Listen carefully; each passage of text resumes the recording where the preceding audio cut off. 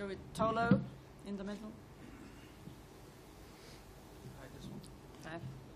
Thank you, Mrs. Secretary General.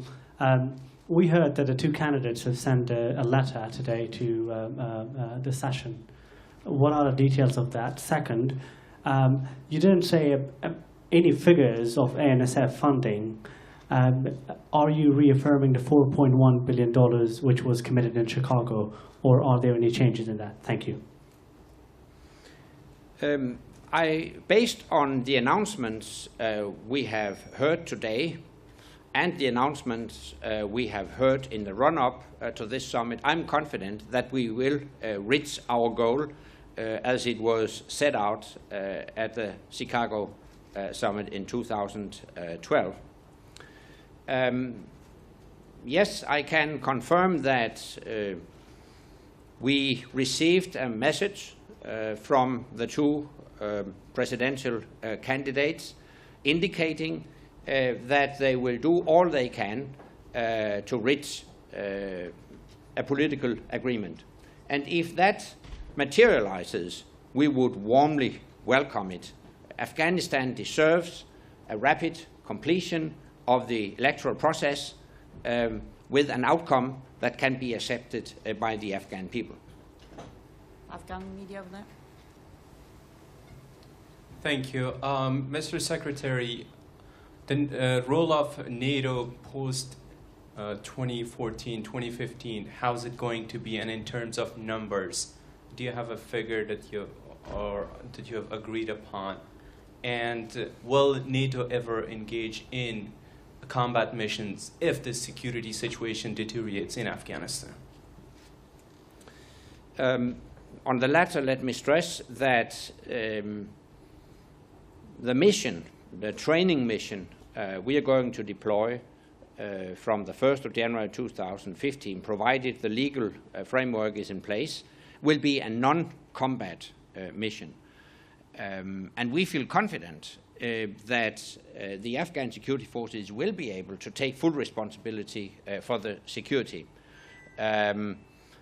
So for the rest, it's a hypothetical question, because we do believe that the Afghans will take care of their own security. We will be there to assist them, to train and to give advice. And the first? Numbers. On numbers, we are in the process now of generating forces for the training mission to be established by the 1st of January 2015. But I'm not able to announce any exact figure at this point, also because the political process in Afghanistan has not yet been finalized, and this is a reason why not all countries have come forward with final contributions. But I'm confident that if the legal framework will be put in place very soon, then we will also be able to establish a training mission that is fully resourced and fit for purpose. One final question over there. Sergei Sidorenko from Ukraine, European Pravda.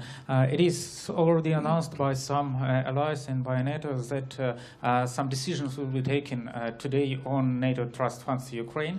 When do you expect this money to be disbursed to Ukrainian government, and accordingly, could it reverse current bloody development in Ukraine?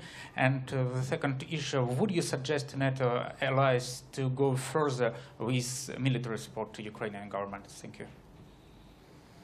On the latter, let me stress that NATO as an alliance is not involved in delivery of equipment because we do not possess military capabilities. These are possessed by individual allies, so such decisions are national decisions, and we are not going to interfere with that. On the first part of your question, I can confirm that we will announce the establishment of trust funds, but actually I will revert to that issue in my press conference following the meeting of the NATO-Ukraine Commission, which will start in a few minutes. Thank you very much.